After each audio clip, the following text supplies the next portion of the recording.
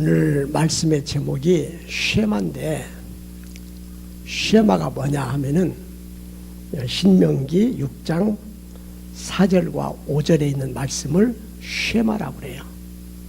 원래 쉐마라는 말은 들으라 그런 뜻이기도 한데, 오늘 읽어드린 성경 말씀에 보면은 이스라엘아 들으라, 우리 하나님 여호와는 오직 유일한 여호와시니 너는 마음을 다하고 뜻을 다하고 힘을 다하여 네 하나님 여호와를 사랑하라.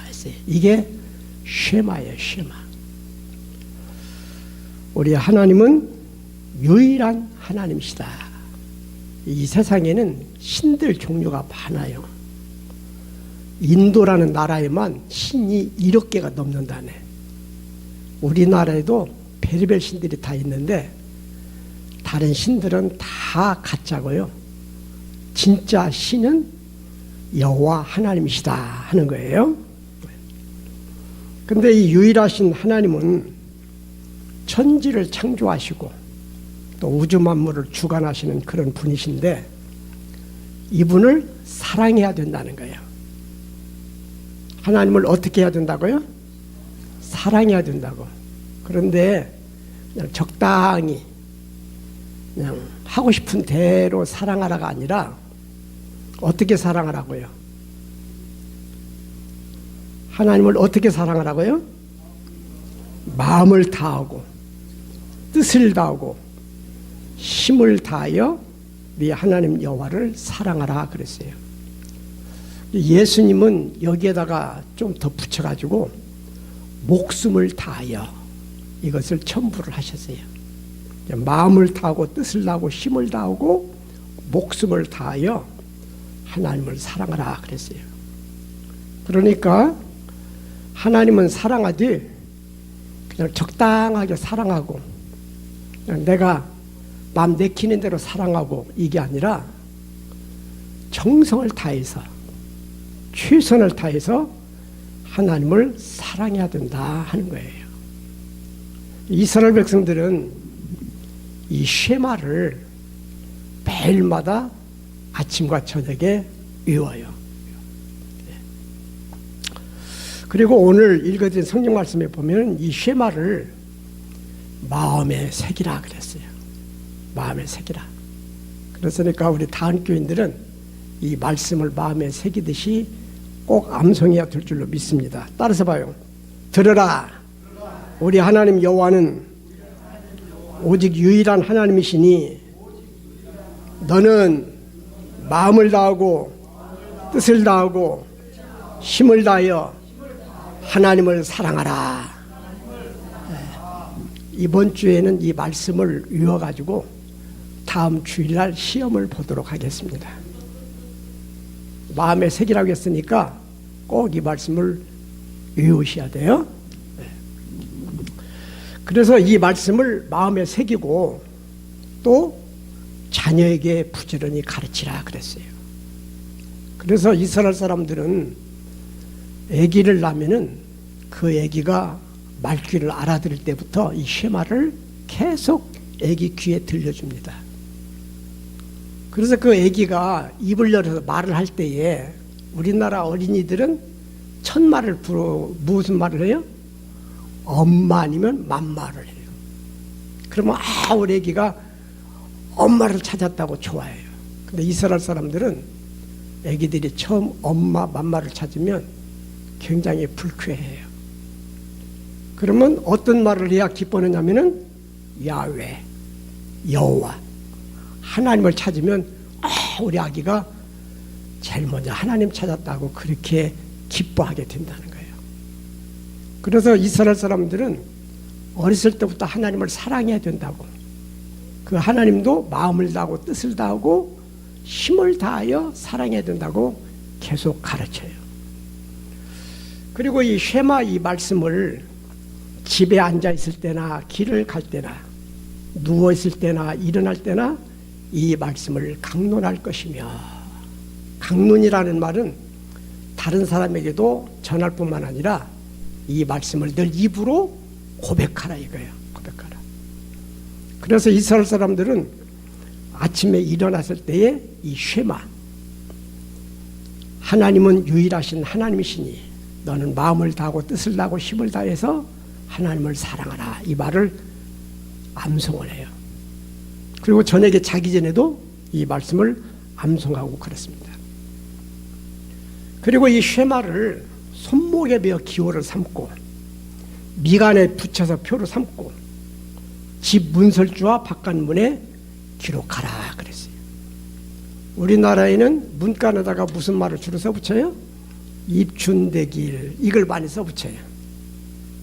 근데 이스라엘 사람들은 이 쉐마를 기록해가지고 손목에 차고 이마에 붙이고 문설주에 붙여가지고 늘 이 말씀을 눈으로 보고 암기하면서 이 말씀을 외우고 고백하면서 그렇게 살아갑니다.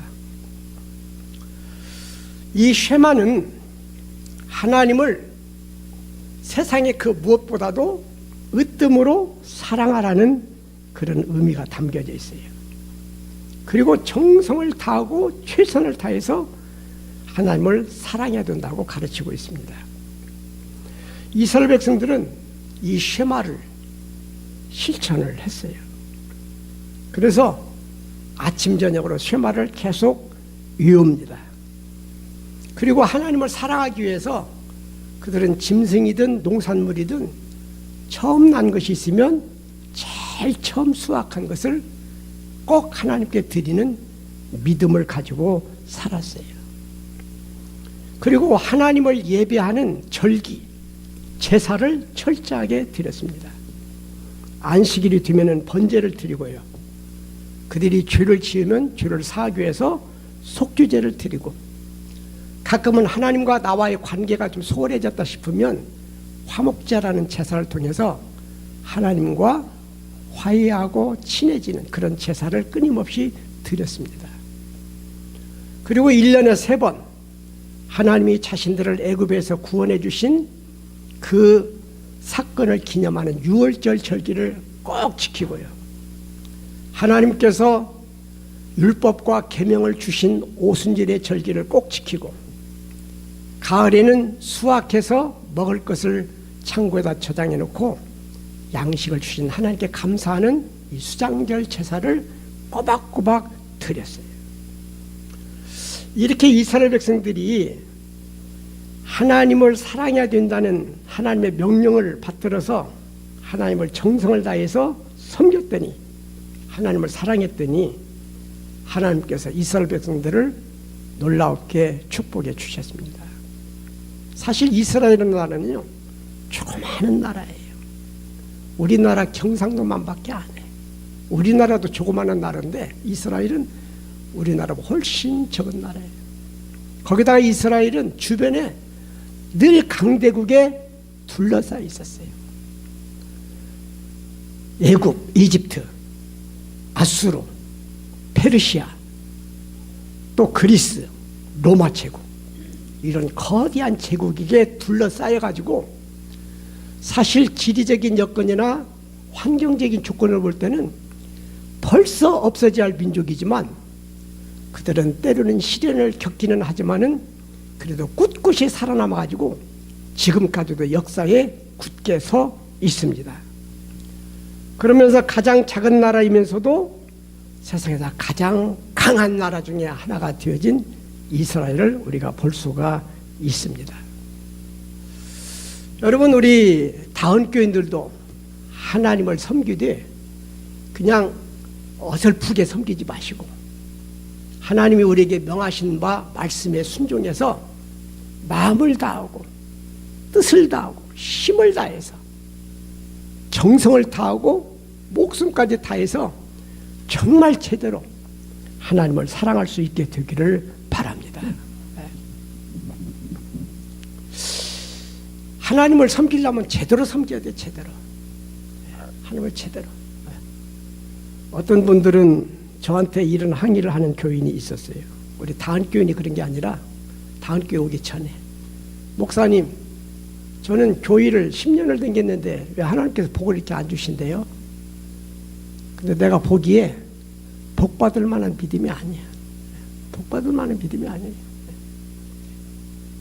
그래가지고 주일 성수도 제대로 못 오고 사정이 있으면 안 나오는 거야.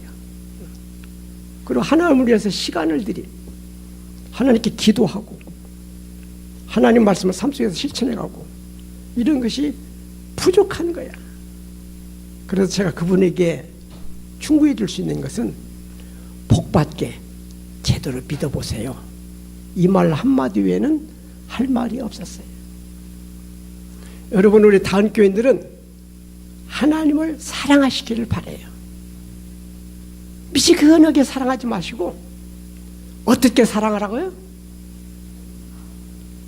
따라서 마음을 다하고 뜻을 다하고 힘을 다하여 하나님을 사랑하라. 우리 성경에 보면은 하나님을 정말 사랑했던 신앙의 유인들이 많이 있습니다. 그 중에 한 분이 다윗이라고 하는 분이잖아요. 다윗. 이 다윗은 원래 베들레헴에서 양을 치던 목동이었어요. 그런데 이 다윗은 하나님을 정말 사랑하는 사람이었습니다. 이 다윗은 인생의 시련을 많이 겪었어요. 죽을 고비를 여러 번 만났습니다. 그런데도 그 어려움을 만났을 때에 하나님을 원망하거나 내가 하나님 믿어도 필요 없네 이렇게 해서 하나님을 불신하는 일이 없이 어려움은 어려울수록 더 하나님을 붙들고 의지하면서 하나님께 열심히 기도하면서 살았어요. 그러면서 좋은 일이 있을 때나 어려운 일이 있을 때나 환난을 당할 때나 늘 하나님을 찬양하는 믿음을 가지고 있었습니다. 그래서 우리 성경에는 시편이라는 책이 있어요. 그 시편은 이스라엘 백성들이 하나님께 드린 찬송이기도 하고 기도이기도 하고 신앙의 고백이기도 한데 150편의 시가 모아서 시편이 구성되어 있는데 그 150편의 시 중에서 다윗이 지은 시가 몇 편이냐면은 73편. 거의 반절이 다윗이 지은 시예요. 그 다윗이 지은 시를 보게 되어지면 다윗은 어려울 때일수록 하나님을 붙들어. 위험한 때일수록 하나님을 의지해. 그 하나님을 철저하게 신뢰하고 하나님을 의지하는 믿음을 가졌습니다. 이러한 다윗을 하나님께서는 왕으로 세워주셨는데 왕이 되고 난 다음에는 자기가 화려한 궁궐에서 상하 침대에 누워서 호흡스럽게 잠을 자고 살 때에 하나님의 집은 마치 상여처럼 생긴 초라한 곳에 있는 것을 보고서 너무 미안한 마음이 있어가지고 내가 하나님의 집을 지어드려야 되겠다. 그래서 성전 건축을 계획하게 되어집니다. 그래서 설계도도 다 내고 자기가 가지고 있던 모든 재산을 다 성전 건축, 하나님의 집을 짓는 데에 남김없이 바쳤어요. 이제 물론 다윗이 하나님의 성전을 짓지는 못했습니다. 왜? 다윗은 장수로서 전쟁터에서 생활을 많이 해서 사람을 많이 죽였어요. 피를 많이 흘린 그 손으로 하나님의 거룩한 성전을 짓기를 원치 않으셔서 네 손으로 짓지 말고 네 아들이 성전을 지키게 하라 그렇게 지시를 해서 다윗은 자기 손으로는 성전을 짓지 못했지만 성전 질 모든 것들을 다 준비해 놓고 그의 아들 솔로몬대에 가서 성전을 짓게 되었습니다. 이렇게 하나님을 정말 신뢰하면서 사랑했던 이 다윗에게 하나님께서는요 많은 복을 주시겠다고 약속을 해요. 그 약속이 사무엘하 7장에 나옵니다. 거기 보면 하나님은 다윗에게 이런 약속을 해요. 네 이름을 위대하게 만들어 주리라. 여러분 다윗이라는 인물이요 얼마나 그 이름이 위대한지 몰라요. 세계적으로 명성이 자자한 분이 다윗입니다. 그리고 한 곳을 정하여 너를 심고 너를 거주하게 하고 다시 옮겨 다니지 않게 하리라. 다윗 이전만 해도 이스라엘 백성들은 맨날 쫓겨다니고 여기저기 옮겨 다니면서 살았는데 이제는 그렇게 옮겨 다니면서 방랑하는 삶을 하지 않고 내가 정해준 그곳에서 정착해서 평안하게 살게 해주겠다고 약속하십니다. 그리고 악한 자들로 너를 해하지 못하게 하리라. 그랬어요. 악한 자로 하여금 너를 해하지 못하게 하리라. 그리고 모든 원수에게서 벗어나 편히 쉬게 하리라. 그리고 또 한 가지 약속한 것이 네 몸에서 날 네 희를 네 뒤에 세워서 그의 나라를 영원히 견고케 하리라 그랬어요. 그래서 이 다윗의 자손이 대를 이어가지고 이스라엘 왕위를 계속 이어가게 되어주고 그 다윗의 혈통 속에서 만인을 구원하실 구세주신 예수님도 다윗의 혈통 가운데서 태어나시게 되어집니다. 할렐루야. 우리 요한계시록에 보면 예수님께서 아시아에 있는 7교회 편지를 보내는데 라오디게아 교회는 이런 말씀을 주님께서 하세요. 내가 네 행위를 아노니 네가 차지도 아니하고 뜨겁지도 아니하도다. 네가 이같이 미지근하여 뜨겁지도 아니하고 차지도 아니하니 내 입에서 너를 토하여 버리리라. 미지근하니까 예수님께서 구육질 난다는 거예요. 거기에 비해서 빌라델비아 교회는 이런 약속을 하십니다. 볼지어다 내가 네 앞에 열린 문을 두었으되 능히 닫을 사람이 없으리라. 내가 네 행위를 아노니 네가 작은 능력을 가지고서도 내 말을 지키며 내 이름을 배반하지 아니하였도다. 빌라델비아 교회는 열린 문의 복을 주시겠다는 거예요. 여러분 열린 문의 복이 얼마나 좋은 복인지 아십니까? 열린 문의 복이 엄청 좋은 복이에요. 태문이 열려야 되잖아요. 그리고 진학의 문도 열려야 되고 취업의 문도 열려야 되고 건강의 문도 열려야 되고 사업의 문도 열려야 되고 막 열려야 돼. 열리는 축복이 엄청 좋은 복이에요. 우리 다원교인들은 열린 문의 복을 받기를 축원합니다. 열려야지. 다쳐가지고 그냥 하는 일마다 안 되고 하는 일마다 확 맥혀 있으면 얼마나 그 답답한 일이에요.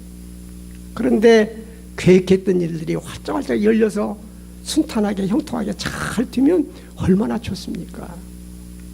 근데 예수님께서는 이 빌라델비아 교회에다가 열린 문의 복을 주겠다는 거예요.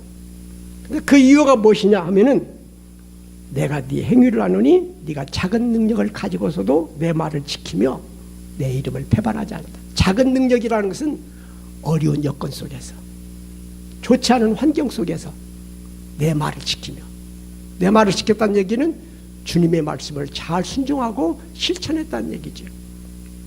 그리고 많은 믿음의 도전이 있었지만 거기에서 주님의 이름을 배반하지 않고 끝까지 믿음을 굳게 지켰더니 주님께서 이 믿음을 귀하고 아름답게 여기셔서 열린 문의 복을 주시겠다고 약속하고 계시는 것입니다. 우리 출애굽기 20장 5절 말씀에 보면은 하나님께서 이렇게 말씀하고 계십니다.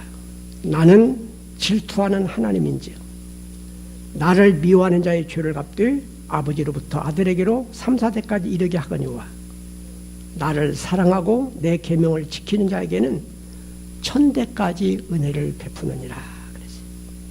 그리고 시편 91편 14절 말씀에서는 하나님이 이르시되 저가 나를 사랑한즉 저가 나를 어떻게 한즉 저가 나를 사랑한즉 내가 그를 건지리라 내가 그를 높이리라 내게 간구할 때에 내가 그에게 응답하리라 그들이 환난 당할 때에 내가 그와 함께하여 그를 건지고 저를 영화롭게 하리라 내가 그를 장수하게 함으로 그를 만족하게 하며 나의 구원을 그에게 보이리라 이렇게 약속하고 계십니다.